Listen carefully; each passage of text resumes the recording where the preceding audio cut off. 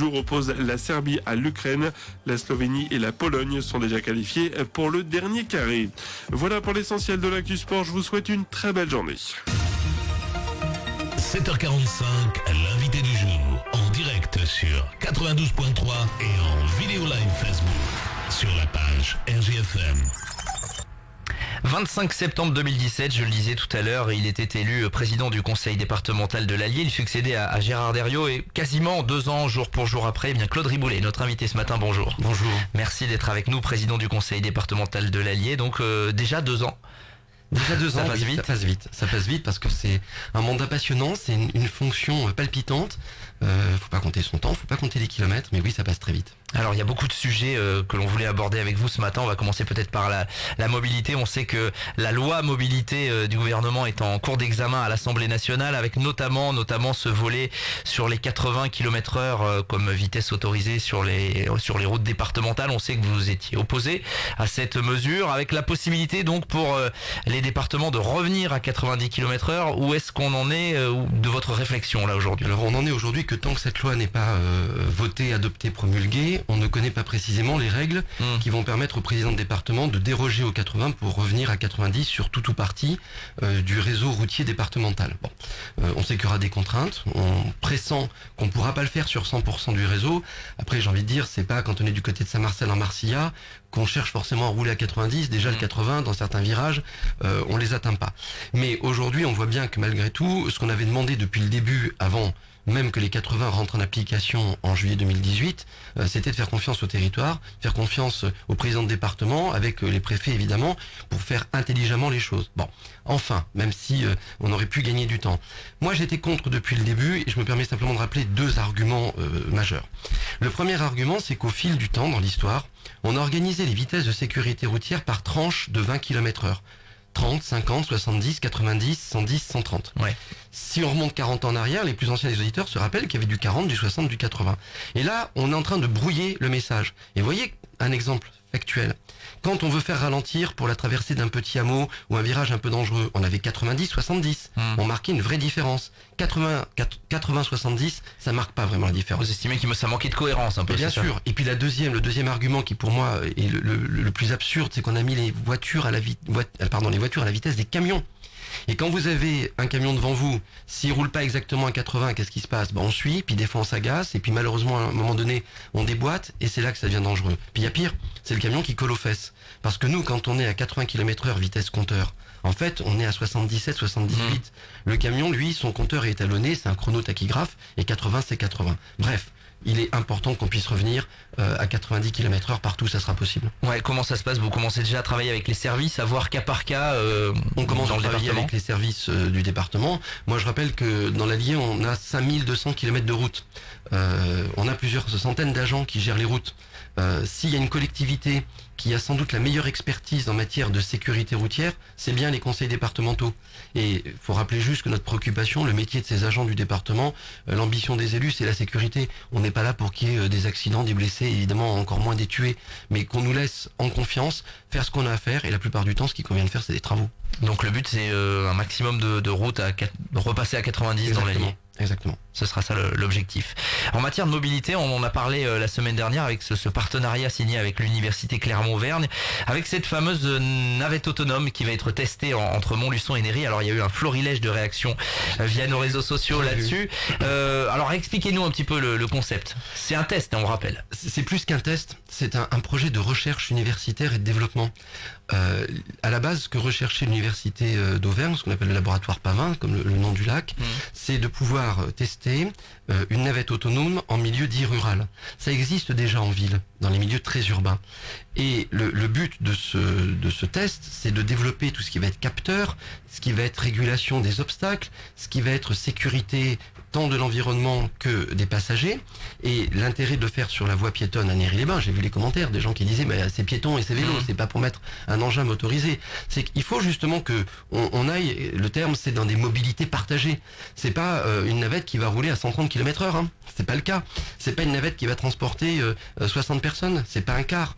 Et tout l'intérêt, c'est de voir comment sur une voie douce comme celle de Néry, avec une ville thermale, Néry-les-Bains, pour laquelle les curistes peuvent être intéressés pour aller à Montluçon, ou tout au long de l'année d'ailleurs, un flux, on peut avoir un parfait partage, une parfaite cohérence entre des piétons, des cyclos, peut-être des trottinettes et ce véhicule. Mais il s'agit justement de le développer. Donc on va avoir concrètement cette navette sur cette voie. Il y a des échéances. Alors les échéances, on ne sont pas complètement constituées puisqu'il faut trouver quand même des partenaires industriels. Dans ce département, il y en a un qu'on connaît, c'est Ligier, qui ne fait pas que des voiturettes, qui développe sur le secteur de Vichy plus. Voilà. Il faut trouver le développement d'énergie. Évidemment que ça ne sera pas un moteur diesel. On sera sur de l'électrique, peut-être de l'hydrogène. Et puis il y a vraiment un travail de recherche. C'est une expérimentation. C'est-à-dire que si ça fonctionne pas, ça sera un projet qui sera abandonné. Mais si ça fonctionne, ça sera sans doute une solution dans des territoires ruraux sur d'anciennes lignes SNCF qui ont été désaffectées, comme c'est le cas, pour pouvoir relier des communes entre elles. Et parmi les messages, notamment sur les réseaux sociaux, il y a Sergi qui s'interrogeait, qui disait les 100 000 euros donc, qui sont mis par le conseil départemental, notamment sur ce projet-là. Est-ce que ce serait pas mieux de les employer pour le rétablissement des lignes ferroviaires ou pour l'amélioration? En tout cas, on sait qu'on a des difficultés dans le bassin. Sergi, il a complètement raison. Et notamment sur la liaison Montluçon-Bourges. Le problème, c'est qu'on n'est même plus à l'échelle de 100 000 euros. La première tranche de travaux nécessaires, études et signalisation et reprise de l'infrastructure, c'est 15 millions d'euros dont il y a besoin. Mais il a d'autant plus raison qu'en fait, le département ne va pas mettre 100 000 euros sur cette première phase-là. Il va mettre 1,5 million d'euros en partenariat avec la région qui, elle, met 10 millions d'euros. C'est dans le cadre du pacte allié. Donc, bien évidemment que le train Montluçon n'est pas oublié et qu'alors que c'est pas une compétence du département, on mobilise 1,5 million d'euros pour concourir à l'amélioration de la ligne Montluçon-Bourges. Donc oui, on peut à côté mettre 100 000 euros sur l'expérimentation de ce véhicule autonome. Puisqu'on parle de transport, encore la RCEA, vous avez des nouvelles du calendrier? Parce que là aussi, c'est un sujet qui fait beaucoup réagir. Évidemment, et puis tout le monde est très impatient parce que la route de la mort, la route la plus meurtrière de France aujourd'hui, on a tous hâte qu'elle arrête de blesser ou de tuer des gens. Le concessionnaire est pressenti, ça tout le monde le sait, FH, AP2R. Il y a encore des procédures au niveau national qui doivent être abouties. On espère une signature du décret qui lui donnera tous les titres de concession d'ici la fin de l'année. Et puis là, très vite, les études vont démarrer, notamment des études d'impact environnemental. Ensuite, on va dire 2 ans et demi maximum de travaux. Voilà, il faut juste espérer que 2021-2022, on ait plus qu'avancé et qu'on soit sur une phase quasi réalisée. C'est un chantier considérable.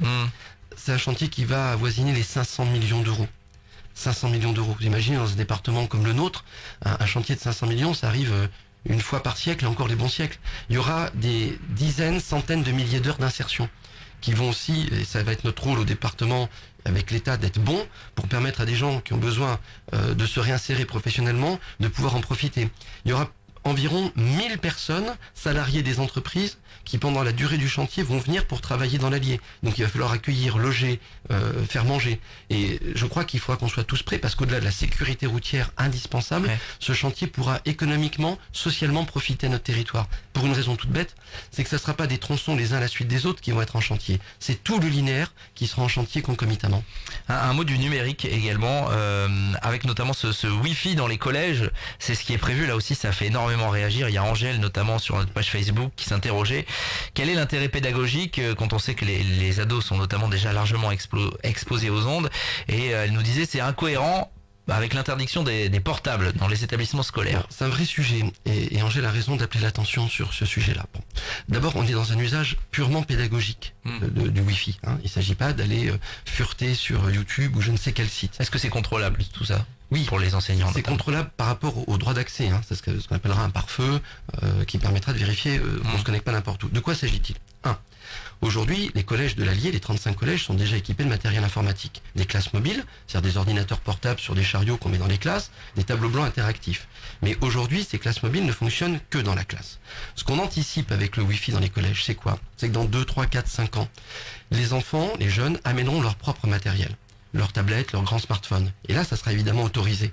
Et qu'il faudra bien que ce matériel amené par les jeunes eux-mêmes puisse se connecter partout dans l'établissement sur le réseau pédagogique. Pour ceux qui n'auront pas les moyens, ça sera le rôle du département, comme on fait déjà, bien sûr, de mettre à disposition de tous les collégiens une tablette, un ordinateur portable pour le faire. Donc l'enjeu, c'est ça. Le mot anglais, excusez-moi, c'est bring your own device, amener votre propre matériel. Et le réseau Wi-Fi permettra d'avoir accès justement au réseau pédagogique partout. Bien. Alors après, excusez-moi, puis je suis désolé de le dire devant vous, quand on parle d'exposition aux ondes, en France, vous savez quelles sont les ondes auxquelles nous sommes tous le plus exposés? Vous allez nous le dire. La FM.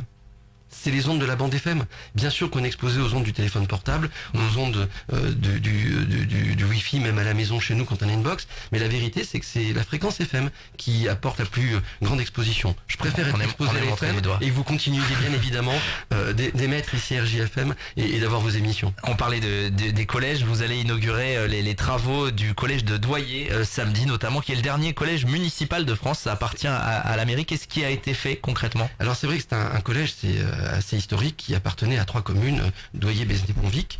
C'est ma binôme, Christiane Touzeau, maire de Doyer, qui avait sollicité le département il y a déjà 2 ans pour ce projet-là. Il a besoin de gros travaux de réhabilitation. Donc le département n'en est pas propriétaire, mais par convention et avec une subvention à 80%, c'est réhabilitation des classes, des espaces de documentation. Enfin, c'est une restructuration complète de ce collège qui répond à un service, qui donne satisfaction tant aux familles, aux enfants qu'aux enseignants, et qui méritait un petit coup de pouce exceptionnel. Ouais, du conseil départemental, c'est son rôle. Départemental.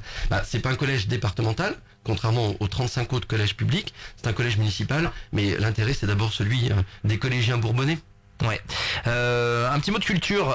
Premier bilan là sur Lumière sur le Bourbonnais, c'était à Moulins. Ça va arriver à Montluçon en fin d'année, c'est ça? On rappelle, c'est du mapping vidéo sur des monuments. projection vidéo, mais qui est une projection artistique, créative sur Moulins. Alors j'ai envie de dire, ça marchait du feu de Dieu sans faire de mauvais jeu de mots, mais à Moulins ça a eu un succès phénoménal. On a déjà vu d'autres communes comme Le Puy qui l'ont fait.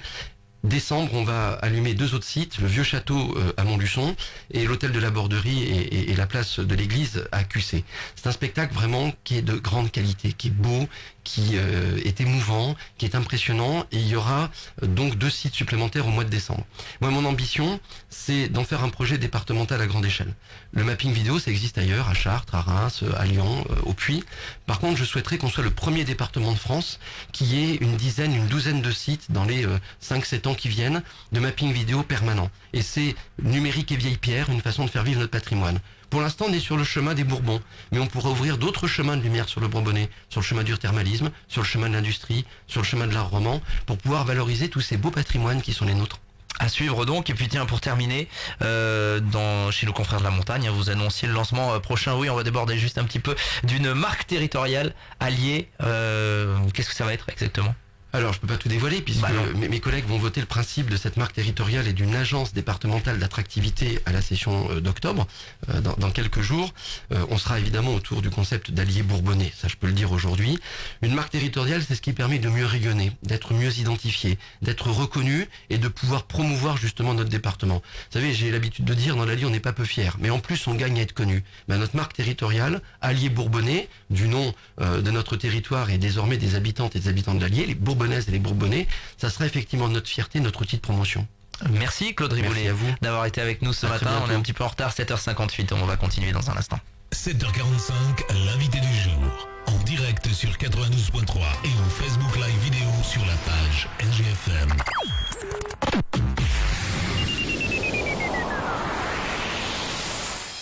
Bonjour, en direct depuis chez Sarah Adomera. Oh, mais dites-moi, il est pratique ce poêle à granulés. Ah oui, merci, c'est Romain.